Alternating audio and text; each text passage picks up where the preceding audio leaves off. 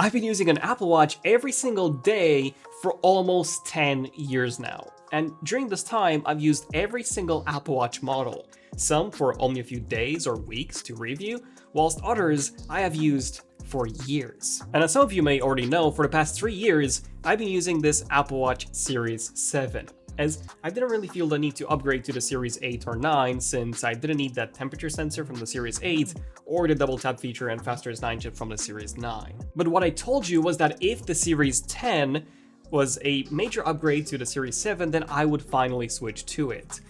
And I have. So here's my initial review alongside a couple of interesting findings. Also, as promised, we have now launched our lifetime purchase option for our app wallpapers. So for a one-time fee of $34.99 or £29.99, you'll get access to all of our almost 120 wallpapers packs. That's 1,200 wallpapers in 8K resolution that you can use on any device that you want, including desktop, made by our talented designers. And you also get access to all of our future packs as well, with 2 new packs launching every single week. We've got no ads, and you don't have to pay for a subscription either with this lifetime purchase option. Check it out in our app wallpapers by using the links below. Okay, so my first surprise was when it came to the fit. From the images that were posted online, the Apple Watch Series 10 looked huge. Far bigger than even the Apple Watch Ultra, so I was genuinely worried that it would be way too big for my wrist. Well, I'm happy to say that in person, it is actually smaller than the Apple Watch Ultra, and not that much different compared to my old Series 7. Yes, it is a tiny bit wider, and it does feel bigger, but not by a huge amount. Plus, it is also significantly thinner now, as you can probably see, the Series 7 is the one on the right.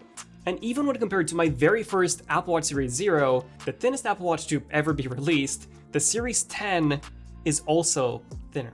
Does this actually matter? Absolutely.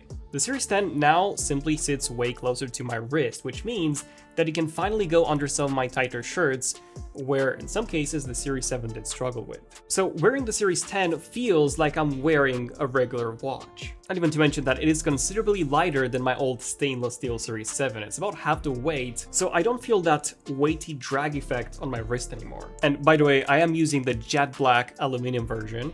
More about that shortly. The second thing that I've discovered is that previous bands don't actually work the same way that I've expected them to. So because the body is now thinner, old bands will now be thinner. So for example, with my Milanese loop, if I tighten it to the max, the strap would actually go over the display, which is not great. Whereas bands like my braided toe loops, they just feel way too loose. So I do need to wear my Apple Watch higher up on my arm because of this. And here's something weird that I found. If you use a 45mm band for the Series 7, 8, or 9, the band mounting mechanism will actually leave a gap, which, makes sense as we've now got a larger 46mm body. However, if you use a 42 or a 44mm band from the Series 0 to 4 or 4 to 6, they will actually fit perfectly. Wait, hold on, how does that even make any sense? Well, it's because Apple measures their case sizes vertically rather than diagonally. And it seems like the pre-Series 7 Apple Watches did have the same band mounting mechanism width as the Series 10. So older Apple Watch bands, like this old 42mm Milanese loop, will actually fit perfectly. Which brings me to the color. Here's a fun fact, the only aluminum Apple Watch that I've ever had was this very original one. After that, I switched to the stainless steel version as I absolutely loved this shiny black metal look, which looked so premium. That was the space black color that Apple used on the pre-Series 7 Apple Watches. This looked absolutely incredible as the color was pitch black, and Apple also used a durable DLC coating to make the space black color even more durable and almost impossible to scratch. Even to this day, my old Series 2 and 4 still look pristine. With the Series 7, they changed to a graphite color that was not black, but rather a very dark gray. And they also got rid of the DLC coating, so it was not as durable anymore. My Series 7, as you can hopefully see, has more scratches than my Series 4 did. Now, you could still get the space black color, but you had to buy the Hermes edition, which was far more expensive. So I just got the graphite, and that's what I ended up using for the past 3 years. But I've wanted a true black Apple Watch again, so when Apple announced the jet black color, I had to give it a go. And I gotta say, I absolutely love this color. It's just as black as the old space black, just not quite as shiny. And when I'm using my Milanese loop from my Series 2, it almost matches perfectly, color-wise and fit-wise. I did try the new Slate Titanium as well, which to my surprise is actually darker than the old Graphite, although not as dark as the old Space Black or the new Jet Black. So I'm actually going to be sticking with this Jet Black for the next few years. Now, I'm a bit worried when it comes to durability. As you probably know, aluminium is less durable than titanium, and this version also has a glass display as opposed to the sapphire screen that we've got on the titanium version. So far, I've got no scratches or scuffs, but I'm curious to see how this will change long term. Now, I also want to touch upon the battery life a bit. So it's definitely better than on my Series 7.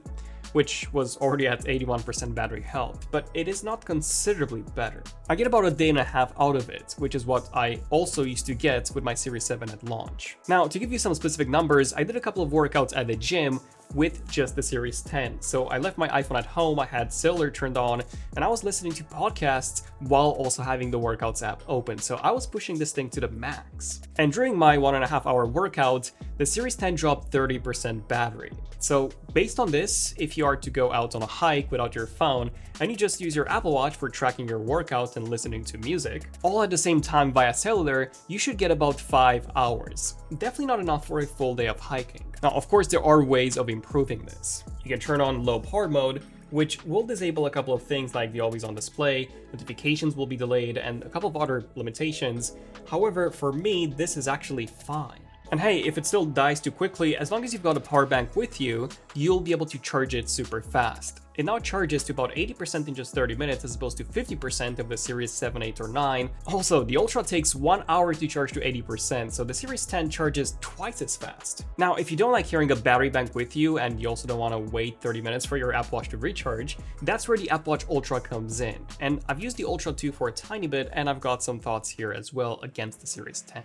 So I do like the new color. The matte black titanium looks just gorgeous. But compared to the Series 10, it is considerably heavier and just way, way thicker. Now, I do get why some people love it. I definitely get its appeal, but for me, I much prefer the Series 10. Also, the Ultra 2 doesn't go under pretty much any of my shirts because of how thick it is. I always feel like I've got this very big weight on my wrist. But hey, the new Milanese loop looks great. I do prefer this new design over the regular one, although the mechanism to adjust is quite fiddly, so yeah, I'm not a huge fan of this. That extra battery life is really nice to have, and I do hope that we will see this in a future version of the standard Apple Watch when Apple starts using newer battery tech like silicon carbon. Aside from this, the only thing that I wish I had on my Series 10 is the modular Ultra watch face. I just love how you can have 7 complications, out of which one is this larger widget style.